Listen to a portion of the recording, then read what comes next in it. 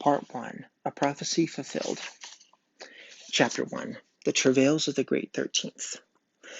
It is tempting to begin our story with the first Saturday in July 1935, when, by the Gregorian calendar, the present Dalai Lama was born. And yet to do so would be to ignore the context of that birth. In a way, it would be more accurate to begin with the evening of the 17th of December 1933 and the circumstances surrounding it, when the great 13th Dalai Lama, quote, withdrew his spirit to the Tushuda paradise, end quote, where dwell all those on the point of enlightenment, as pious tradition expresses the matter. The death of the previous Dalai Lama is what precipitates the birth of the next, even if, as in this case, it happens that more than 9 months elapsed between the two events. Yet there is also a case for beginning with the birth of the first Dalai Lama, since after all, each incarnation is considered to share the same mental continuum. But besides necessitating a long digression into history, this would be problematic. It turns out that the first Dalai Lama was in fact the third. What happened was that a Lama by the name of Sonam Gyatso was summoned by Altan Khan, a descendant of Genghis Khan, to Mongolia, where they met in 1578. Altan, the new strongman of Central Asia, was looking for a way to legitimize his rule, and Sonam Gyatso, as one of the most renowned lamas of the day, looked to be just the person to lend him respectability. Accordingly, Altan, in the idiom of that time, conferred on the Tibetan a number of high-flown titles, one of which pronounced him Dalai Lama. The word Dali is simply a Tibetanization of the Mongolian word for ocean, which in turn translates the second half of Sonam Gyatso's name. Yet because Sonam Gyatso was in fact the third incarnation of a lineage connected by Drepung, Tibet's largest monastery, it followed that he must in fact be the third Dalai Lama. There is an added complication, however.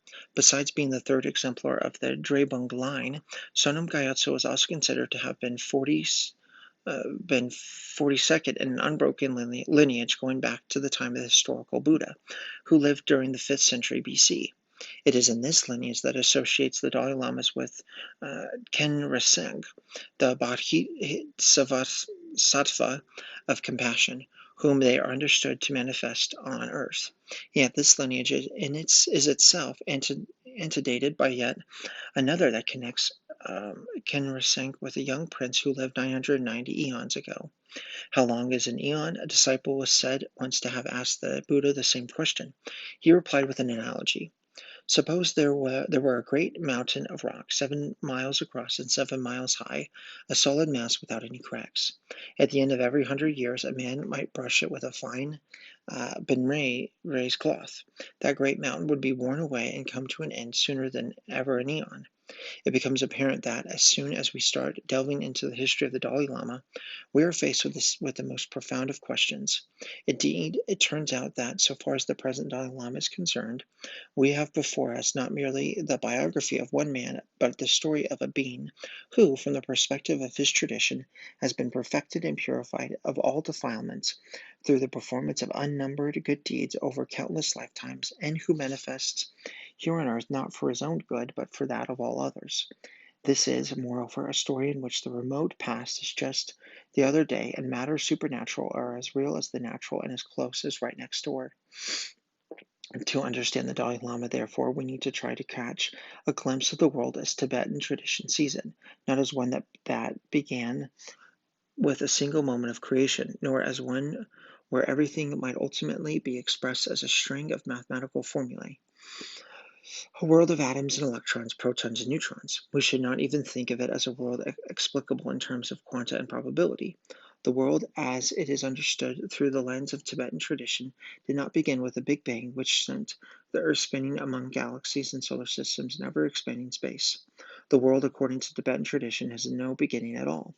Indeed, the world we see around us exists not on account of atomic or subatomic particles, but on account of the accumulated karma of numberless sentient beings over eons of time. So let us begin our story not with the birth of the present Dalai Lama, or Lamo Thundup, as the infant 14th was known at birth, nor with the death of his predecessor. Let us ignore convention and begin instead with a homely snapshot of the visit of the 13th Dalai Lama to a village in far eastern Tibet one fine day during the spring of 1907.